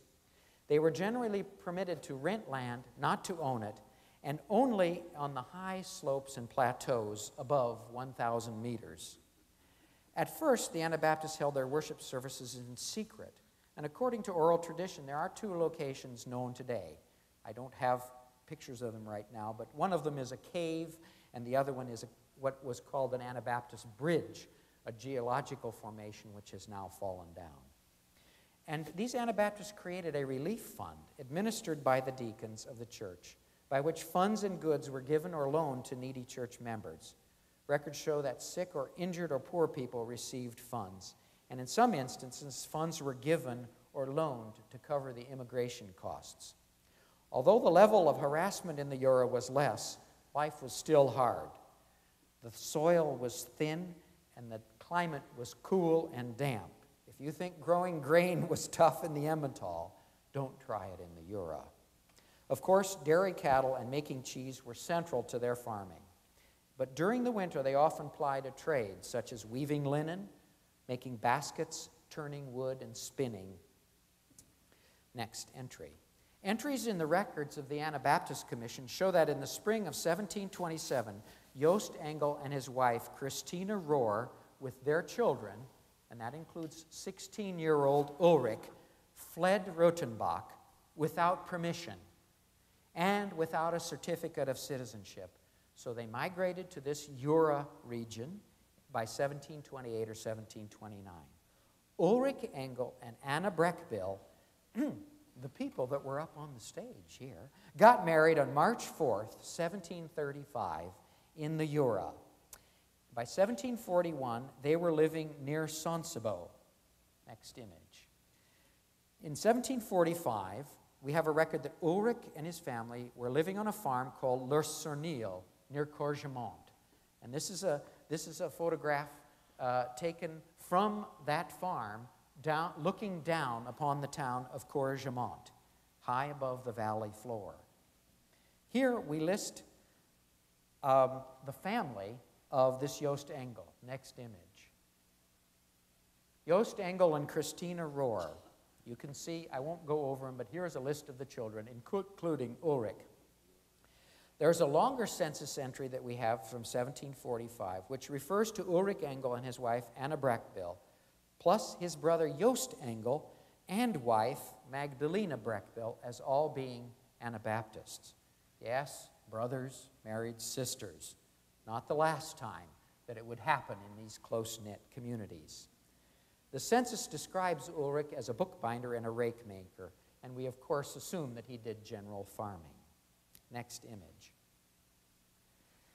Many Anabaptists in the Jura and other parts of Switzerland hoped to leave for better situations. As their fellow Anabaptists did 80 years earlier, some went to principalities in Alsatian France, some to the German Palatinate, some to Holland. This is a map, courtesy of the Lancaster Mennonite Historical Society, which shows some of these areas of emigration. You can see in the south, in the south part of this map, the Bernese Oberland. There's an area, if you go up and stay to the right-hand side, called the Kraichgau, in which many Zurich and Bernese Anabaptists lived and fled to. Also, there's about halfway to the west of the Rhine River, an area in France called the Alsace, and many Anabaptists fled there also. And many came to Pennsylvania, a rapidly growing British colony founded by the Quaker William Penn that was a haven of religious toleration and inexpensive land. Later, from John Engle, you will be hearing about preparation for this momentous ocean journey in 1754 by your Engle ancestors from their farm in the Swiss Jura to Pennsylvania, to Lancaster County.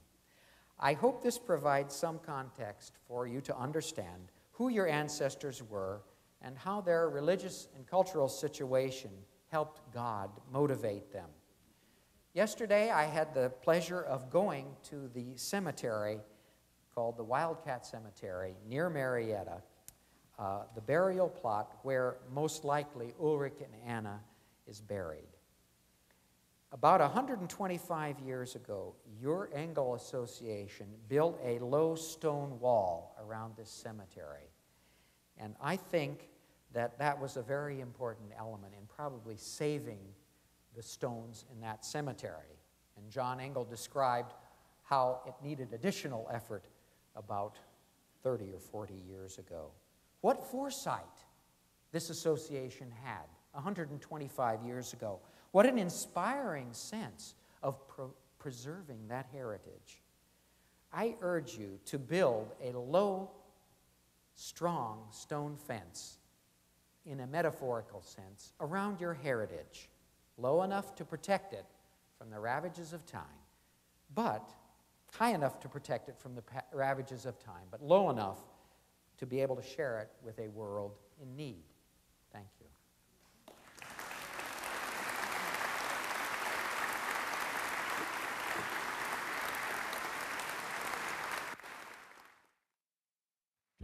Two quick items. One of the things Teresa mentioned was newest Engles. We have a young young lady who's here, I believe, that's about 2 weeks old. But the newest Engle in the family that we know of is Sarah Nicole Steffi, born last night. Not here, luckily. She's the granddaughter of John Engle Miller, Joan Engle Miller, and the great-granddaughter of John H. Engle.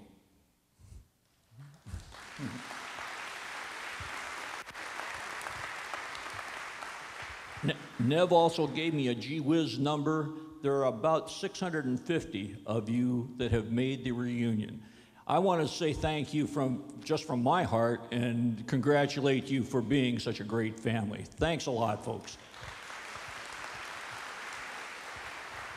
At this time, I want to recognize John Engle, Dr. John Edward Engle, son of John H. Engle over here, has been working very hard with a great group of people here on the update for the Engle history and doing genealogical research. He's going to talk to us now about the Engles in America. John. I'll say it's a great pleasure to see all of you here today. I never thought I'd see so many cousins in one place, and it's just been great. When David Rempel Smucker left off his talk this morning, we left the Engle family in Switzerland on the farm on Lerceny in the northwest corner of the country. And when they started their journey to America in 1754, they lived in a place that was much more tolerant of Anabaptists than the Canton Bern had been. And I hope we get the lights off soon, but you'll see the Lerceny, the same farm that you saw this morning, is where they started in 1754. But life wasn't perfect there for them in this area, even though it was more tolerant. Things were still very restrictive for the Anabaptists who lived there. They weren't allowed to own their own land. They were required to renew their leases every couple of years, and they had to move away if their landlords said it was time to move away. And because the Anabaptists were such very good farmers and had such large families, you can see the problem they had for land on which to farm. Now we know that Ulrich, in addition to farming, was listed as a bookbinder and a rake maker when they lived here in this place. And in 1754, as they prepared to leave for America, next slide please, you can see that the oldest daughter, Catherine, was 15, and the youngest was Jockeli, who would have been about 6 months old when they prepared to leave.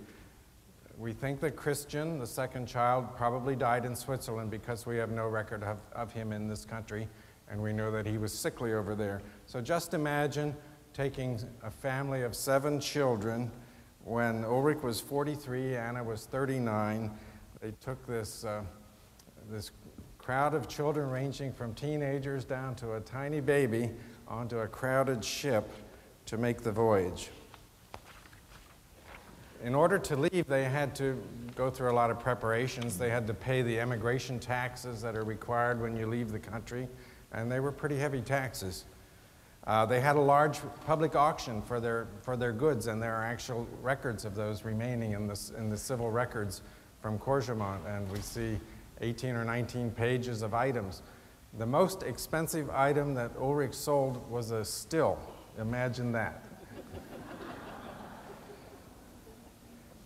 Many of the items at this public auction were bought by Ulrich's older brother Hans, who lived in the nearby community of Sonsebo.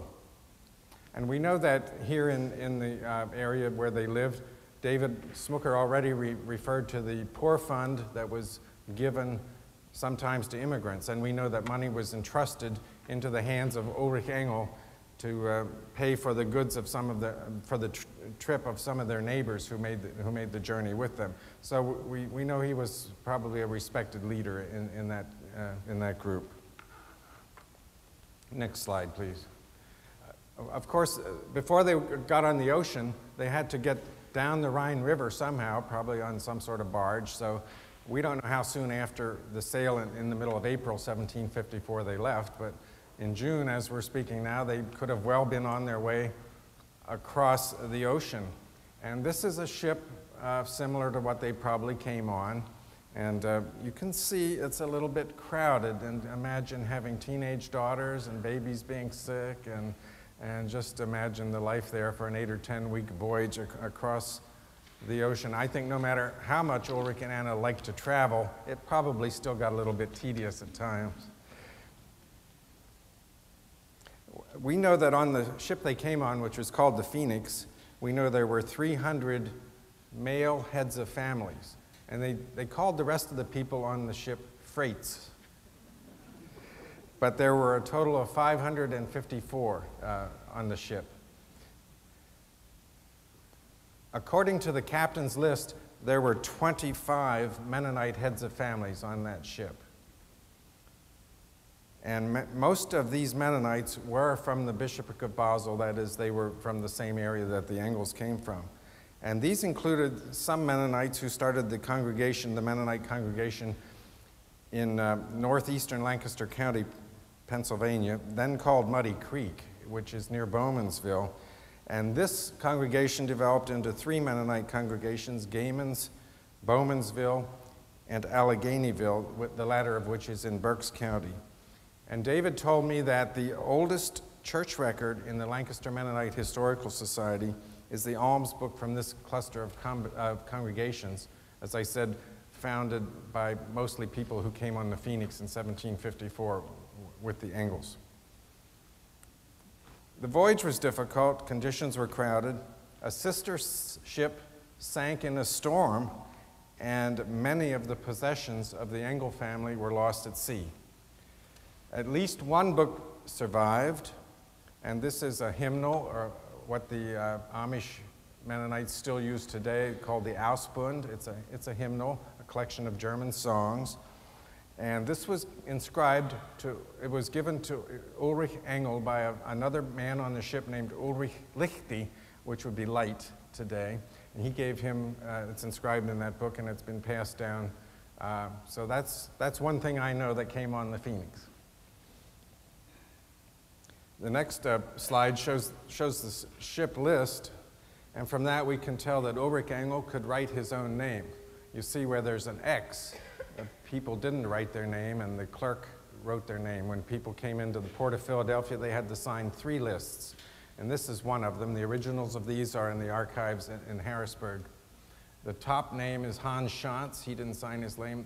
The next name is Isaac Neuenschwander.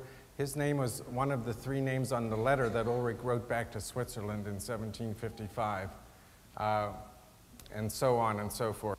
Ulrich Lichty's name is at the bottom. He did not write his own name. He's the one who owned the Ausbund hymnal before Ulrich had it. The Engles, when they arrived in Philadelphia in early October of 1754, they traveled, and we don't know if they went directly to this location right above Marietta, which on that map is called Anderson's Ferry. That's right above the bend of the map. You can see where it says Anderson's. That's the location that is marked now by the Wildcat Burial Grounds. But anyway, they got to the Lancaster County area, and probably, we think the next spring, they would have settled that land, because it would have been hard to set up housekeeping right in the middle of fall and winter. Next slide, please. This is what most of you have seen, or some will see this afternoon. It's what marks the place where the original homestead was. Next slide. Now, Ulrich wrote a letter to his older brother Hans in Switzerland in 1755. And this has been published in 1993 in the Pennsylvania Mennonite Heritage translation.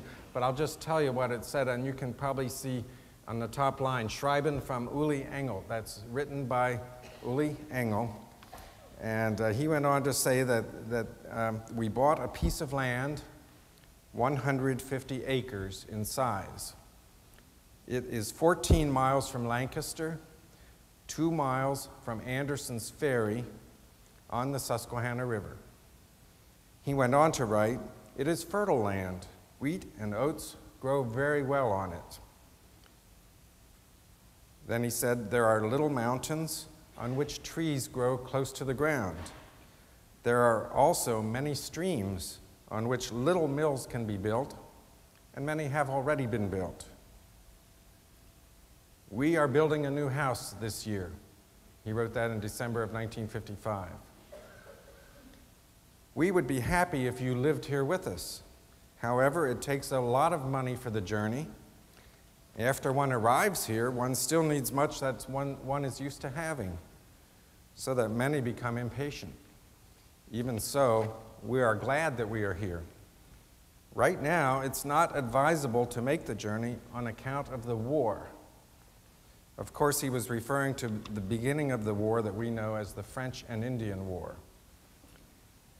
Hans must have taken Ulrich's advice, as he never came to America. So here in Pennsylvania, we know that land was cheap, life was good, but there was a lot of political turmoil. There were skirmishes between the Indians and the Scots-Irish and German-speaking settlers who were displacing them. And some of these Indians had moved north, upriver to Shamokin, Pennsylvania area. And Ulrich, in his letter, he described an incident where people they knew from the Jura that had come over had moved up near these Indians and the Indians warned them about being there, asked them to leave, and they didn't, so many of them were killed then by the Indians. And he described that incident in his letter. So again, part of what we know as the French and Indian War, those skirmishes. Now, within 3 years of arriving in Pennsylvania, Ulrich was dead at the age of 46. Anna, now 42, was left with 7 children. And she died about 1764 at the age of 49. And as you heard this morning, the tradition is that she died after she caught her head covering in some trees while riding along near their home. Ulrich had died without a will, and his estate wasn't settled until after his wife's death. By this time, the 3 oldest children, Catherine, Anna, and Ulrich, were no longer minors. Catherine had married the widower, Peter Whitmer, a farmer living in Manor Township about 10 miles south of the Donegal area. Anna had married Henry Grove. Grove was originally Groff, also a farmer who was from Donegal Township. And Ulrich Jr. was 21 by this time, so he was of age. But according to documents from the Orphans' Court, the guardians of the 4 younger children, Hans, Barbara, Christina, and Jacob, were close relatives. Hans chose his brother-in-law, Henry Grove, as guardian. Barbara chose her cousin, Christian Forer of Lampeter Township, as hers. Christina chose her brother-in-law, Peter Whitmer, as guardian, and Jockeli's guardian was appointed because he was under 14. He didn't have the right to choose his guardian, but he was also, his guardian was Peter Whitmer also. Next slide, please. Now, I'm going to talk about each of the 7 children and show you a little bit, either a land where they lived or a gravestone or something. I think I've lost, no, I'm all right. So Catherine, as I said, married the widower Peter Whitmer about 1757. Catherine was 18 and Peter was 45. He'd already been married 2 times and had 5 children. And then Catherine and Peter went on to have 13 children. And just try to imagine that household as Christina and Jockeli came to live with them after their mother died. Ay, ay, ay, ay, ay.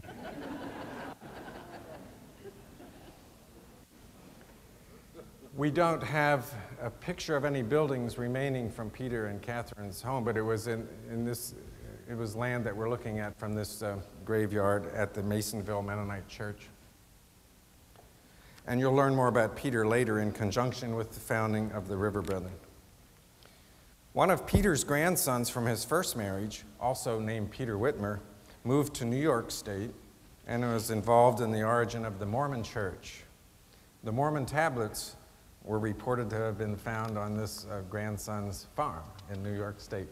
And that house is preserved. It's a place to visit, maintained by the Latter-day Saints. Next slide. The second daughter, Anna, married Henry Grove, and she didn't move very far from home. She moved about a mile upriver where she and her husband lived, and their area, their farm is very close to what you'll see as the Groff Cemetery, just a mile or so up from the Wildcat Burial Ground. Anna married Henry about 1760 when she was 19, he was 22. They had 4 children, some of which are buried in this cemetery. Ulrich Jr. married Magdalena Bixler. We know from notes that John K. Miller collected by interviewing relatives around the 1890s to 1910 period. He talked to all the old Engle survivors he could find, and he learned that Ulrich Jr. was a champion climber. He climbed highest on the maypole at Maytown that stood during their spring festivities.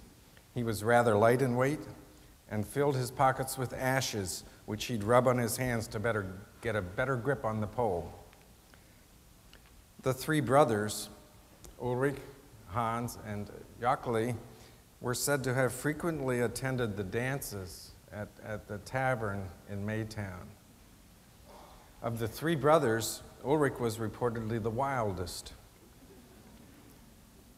On their way home from these amusements, younger brother Hans' conscience bothered him, and he'd remark, "Now we have grieved mother again. I think we should not grieve her so much."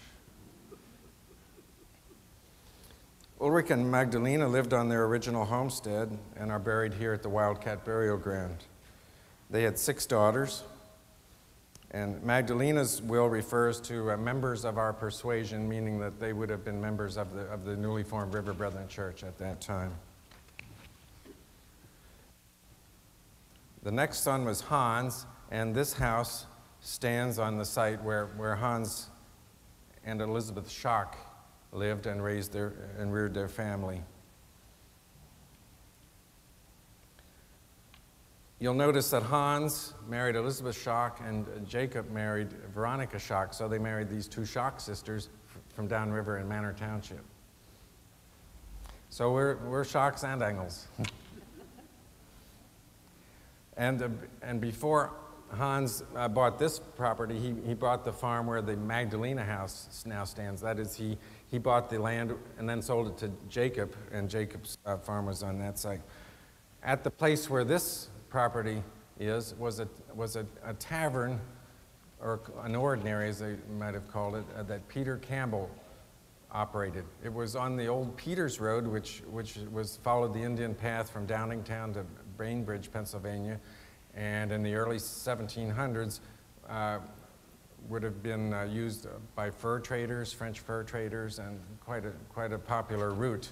So that was an excellent location for that. I went right down along the Kenoi Creek to Bainbridge. This house itself was built by Hans, son of Ulrich's grandson, Christian, in 1839. There's a marker on the house, Christian Engle, 1839. The next child was Barbara. And Barbara and Christina also married siblings from Manor Township. They married 2 Musser brothers. So you can see a connection here between Donegal Township and Manor Township. I think that this is natural because there were more Swiss Mennonites earlier in Manor Township than they were in Donegal. So when they were attending church services or visiting friends, it would be natural to go that 10 or 12 miles. And plus, when Christina and Jacob went to live with Peter Whitmer, they were living in Manor Township, and they would have been neighbors of the Schocks and the Mussers. At any rate, Barbara married Benjamin Musser, and you've already seen in the play this morning that Benjamin was famous for his white salve. He was not he was not a doctor by education, but it's thought that he picked up a lot of his herbal cures and treatments from the Indians that lived very close to that area at that time. Now, the part of this house on the right is the oldest part of the house that goes back to the 1720s. It was built by Benjamin Musser's father, as far as I know. And then Benjamin added on to the left side of the house and used that wing as a hospital.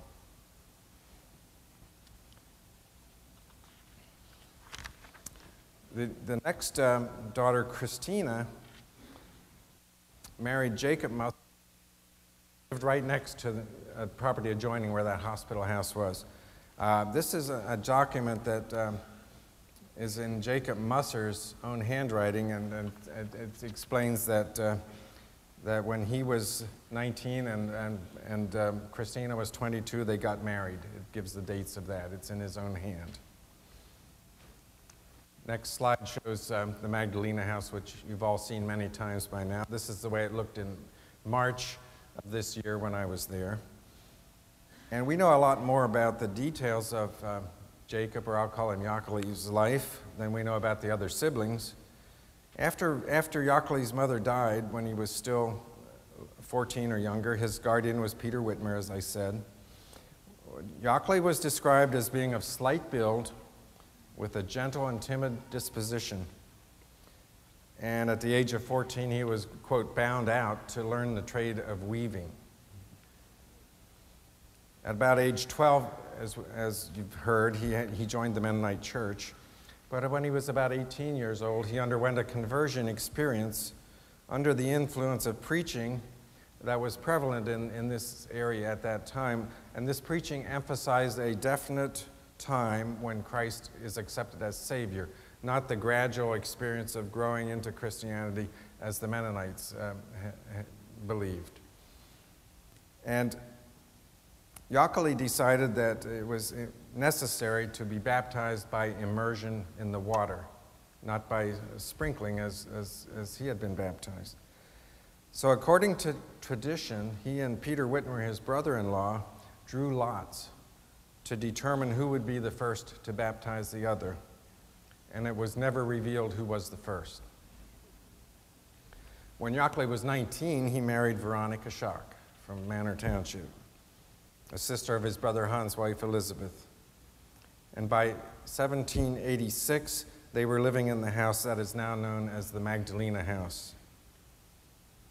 A group of about 12 people with the same religious ideas were baptized and held their first love feast, that is a communion service with feet washing and so forth, in an upstairs room at that house.